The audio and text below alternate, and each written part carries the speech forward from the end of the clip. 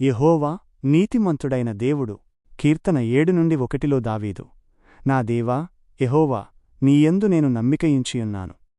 నన్ను తరుమువారందరి నుండి నన్ను రక్షించి నన్ను విడిపించుము అని ప్రార్థిస్తున్నాడు. కీర్తన 7 దావీదు జీవితంలో ఎదురైన ఒక కష్ట సమయాన్ని వివరిస్తుంది.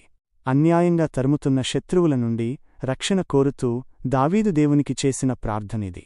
ఈ కీర్తనను మనం అర్థం చేసుకునేందుకు దీని వెనుక ఉన్న కొన్ని ముఖ్యమైన విషయాలను మనం గమనించాలి. సౌలు అసూయ, కూషు చాడీలు. దావీదు సౌలు రాజ్యంలో గొప్ప పేరు సంపాదించుకున్నాడు. కాని అది సౌలుకు అసూయను కలిగించింది. దావీదును చంపడానికి సౌలు పదేపదే ప్రయత్నించాడు.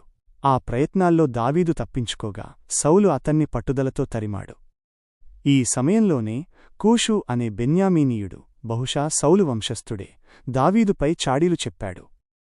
దావీదు సౌలును పడగొట్టడానికి కుట్ర పన్నుతున్నాడని అతను అబద్ధాలు చెప్పి సౌలును మరింత రెచ్చగొట్టాడు. ఈ అబద్ధపు ఆరోపణల నేపథ్యంలోనే దావీదు ఈ కీర్తనను రాశాడు.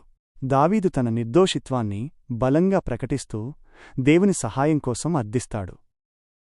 యెహోవా, నా దేవా, నేను ఈ కార్యము చేసియుంటే నా శత్రువులు నన్ను తరుముదురుగాక అని తన నిర్దోషిత్వాన్ని దేవునికి విన్నవించుకున్నాడు. కీర్తన 7:3-5 దావీదుకు అనేకసార్లు సౌలును చంపే అవకాశం వచ్చినా దేవుడు అభిషేకించిన రాజుకు అపకారం చేయకూడదని అతడు నిరాకరించాడు.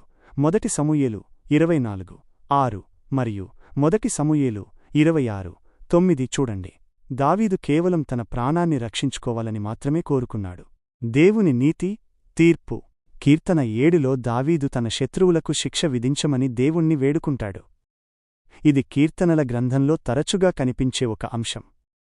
దుష్టులపై జాలిపడక వారిని నాశనం చేయుము అని కీర్తనకారులు ప్రార్థించడం మనం చూస్తాం. ఉదాహరణకు కీర్తనలు 7, 6 మరియు 35:8 చూడండి. ఈ ప్రార్థనలను మనం అర్థం చేసుకునేటప్పుడు కొన్ని విషయాలు గుర్తుంచుకోవాలి. 1. వ్యక్తిగత కక్ష కాదు. కీర్తనకారులు వ్యక్తిగత కక్షతో ఈ ప్రార్థనలు చేయలేదు. వారు తమ శత్రువుల పట్ల తమ ద్వేషాన్ని చూపడం లేదు. బదులుగా దేవుని ఉన్నతమైన నైతిక ప్రమాణాలు స్థాపించబడాలని వారు కోరుకున్నారు. పాపాన్ని దేవుడు అసహించుకున్నట్టే వారు అసహించుకున్నారు. కీర్తన 139, 21-22. 2. ఆనాటి భావనలు. పురాతన ఇశ్రాయేలీయులు యేసుక్రీస్తు రాకముందు జీవించారు. వారికి దేవుని కృప మరియు అంతిమ తీర్పు గురించి పూర్తి అవగాహన లేదు. ఈ జీవితంలోనే నీతిమంతులకు మంచి జరగడం, దుష్టులకు శిక్ష రావడం జరుగుతుందని వారు నమ్మేవారు. దేవుడు తన ప్రజలకు విడుదల కలిగించాలంటే వారి శత్రువులను ఓడించడం అని వారు భావించారు. 3. పాపం పట్ల దేవుని కోపం. ఈ శాపనార్థాలు కేవలం కోపంతో పలికిన మాటలు కావు. అవి దుర్మార్గులు నిరపరాధులపైకి పంపిన బాధలనే తిరిగి వారిపైకి పంపించమని దేవుణ్ణి వేడుకోవడం. ఇందులో పాపం పట్ల దేవుని కోపం కొంత కీర్తనకారునిలో ప్రతిబింబిస్తుంది. ఈ కీర్తనలో కొన్ని ముఖ్యమైన హెబ్రీ పదాలు ఉన్నాయి. యెహోవా, YHWH, నేను ఉన్నవాడను అని దీని అర్థం. ఇశ్రాయేలీల పట్ల తన నిబంధనను స్థిరంగా ఉంచే దేవుని పేరు ఇది. దావీదు ఈ పేరును ఉపయోగించి దేవుని విశ్వసనీయతను గుర్తుచేసుకున్నాడు. షెకెన్, నేను నివాసము చేయుదును అని దీని అర్థం. దేవుడు తన ప్రజల మధ్య నివసిస్తాడని, వారి ప్రార్థనలు వింటాడని ఇది సూచిస్తుంది. కాయిష్, తరుము అని దీని అర్థం.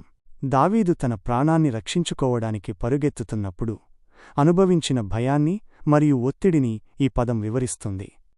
మనకు ఈ కీర్తన నుండి నేర్చుకోదగినవి. దావీదు తన శత్రువులకు భయపడాల్సిన అవసరం లేదు. ఎందుకంటే దేవుడు నీతిమంతుడు. ఆయన ఎప్పుడూ న్యాయంగానే వ్యవహరిస్తాడు. చివరికి నీతి జయిస్తుంది. దావీదు నిరుత్సాహంలో ఉన్నప్పుడు కూడా దేవుని న్యాయంపై ఉన్న విశ్వాసమే అతనికి బలాన్ని ఇచ్చింది. కీర్తన 7:17లో దావీదు, యెహోవా నీతిని బట్టి నేను ఆయనకు కృతజ్ఞతాస్తుతులు చెల్లించెదను. సర్వోన్నతుడైన యెహోవా నామమును కీర్తించెదను అని పాడుతాడు. మన జీవితాల్లో కూడా అన్యాయం, అబద్ధాలు ఎదురైనప్పుడు మనం నిరాశపడకూడదు. దేవుడు నీతిమంతుడు అని, ఆయన చివరికి ప్రతి అన్యాయానికి తీర్పు తీరుస్తాడు అని నమ్మాలి. ఈ లోకంలో దుర్మార్గులు విజయం సాధించినట్టు అనిపించినా వారి పతనం తప్పదని దావీదులాగా మనం కూడా విశ్వసించాలి.